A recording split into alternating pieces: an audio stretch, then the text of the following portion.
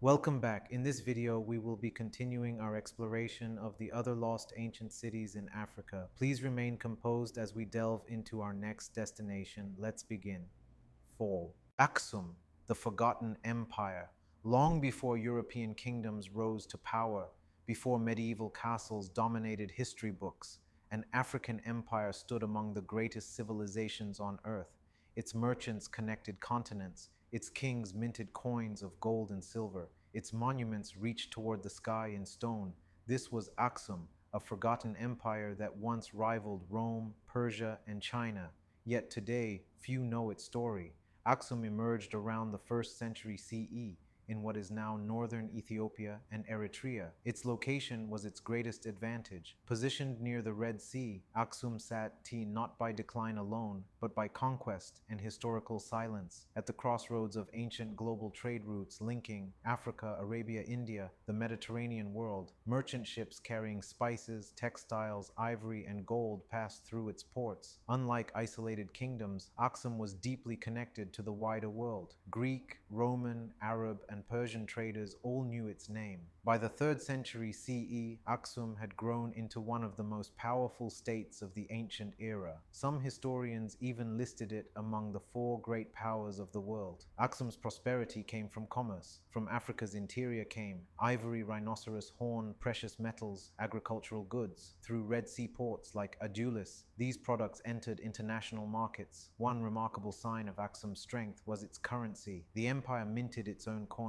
in gold, silver, and bronze, making it one of the few ancient African civilizations with a standardized monetary system. These coins have been discovered as far away as India, proving how far Aksum's influence reached. Trade turned the empire into a cosmopolitan center where cultures, languages, and ideas blended together. In the 4th century CE, Aksum underwent a transformation that changed its identity forever. Under King Ezana of Aksum, the empire adopted Christianity. This made Aksum one of the earliest Christian states in history. Centuries before much of Europe converted, churches were built, religious texts were translated into local languages. Christianity became part of the empire's political and cultural foundation. According to Ethiopian tradition, Aksum also became linked to one of history's most sacred objects, the Ark of the Covenant, believed by many to rest in the city even today. Whether legend or history, the belief shows Aksum's profound spiritual importance. Perhaps Aksum's most striking legacy lies in its monuments. Across the landscape stand giant stone obelisks, some towering over 20 meters high. Carved from single pieces of granite, these structures marked royal tombs and demonstrated extraordinary engineering skill. Without modern machinery, ancient builders transported and raised stones weighing hundreds of tons. These monuments symbolized power, permanence, and connection between the earthly and spiritual worlds. Even in ruins, they remain among Africa's greatest architectural achievements. Yet no empire lasts forever. Beginning in the 7th century, Aksum faced growing challenges. Changes in global trade routes reduced Red Sea commerce. Environmental pressures may have weakened agriculture, and the rise of new powers. 5.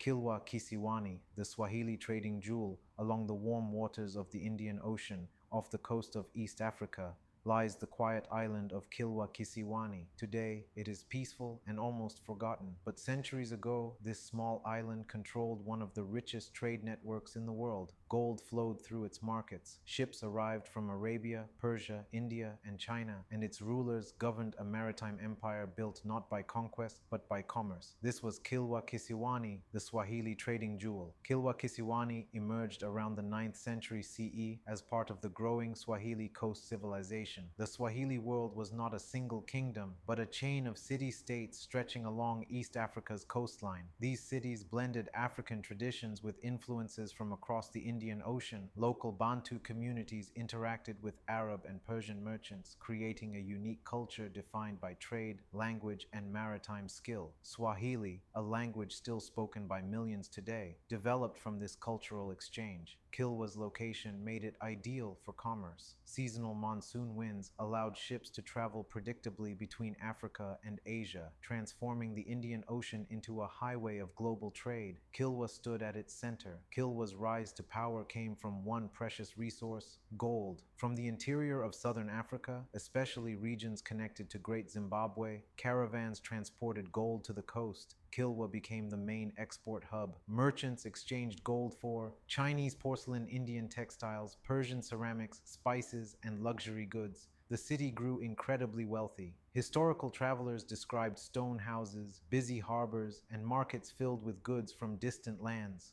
Unlike many medieval cities, Kilwa was cosmopolitan, African at its core yet globally connected. Wealth transformed Kilwa into an architectural marvel. Builders constructed homes, palaces, and mosques from coral stone, cut directly from reef rock and hardened over time. The Great Mosque of Kilwa became one of the largest stone mosques in sub-Saharan Africa. Its domes and arches reflected Islamic influence, yet its materials and design remained uniquely African. At the Husuni Kubwa Palace, rulers governed trade and diplomacy. With over 100 rooms, terraces, and courtyards overlooking the ocean, the palace symbolized both prosperity and political power. Kilwa was not merely a trading port. It was an advanced urban society with administration, religion, and cultural sophistication. Kilwa's merchants were part of a vast international system. Chinese records from the Ming Dynasty mention East African trade missions.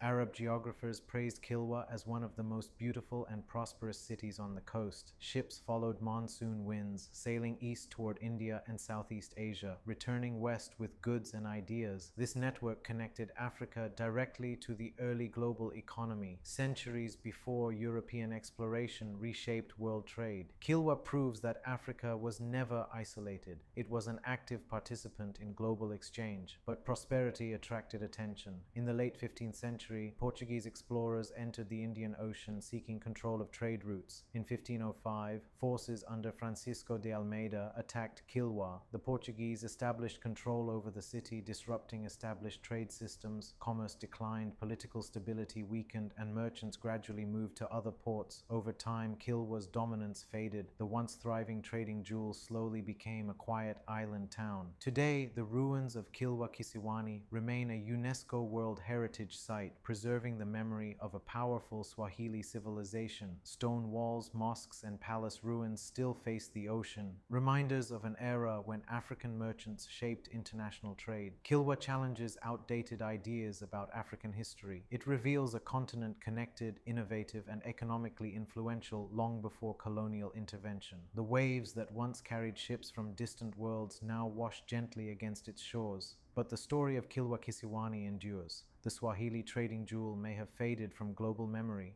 yet its legacy lives on in language, culture, and the history of a connected world. Thanks for watching.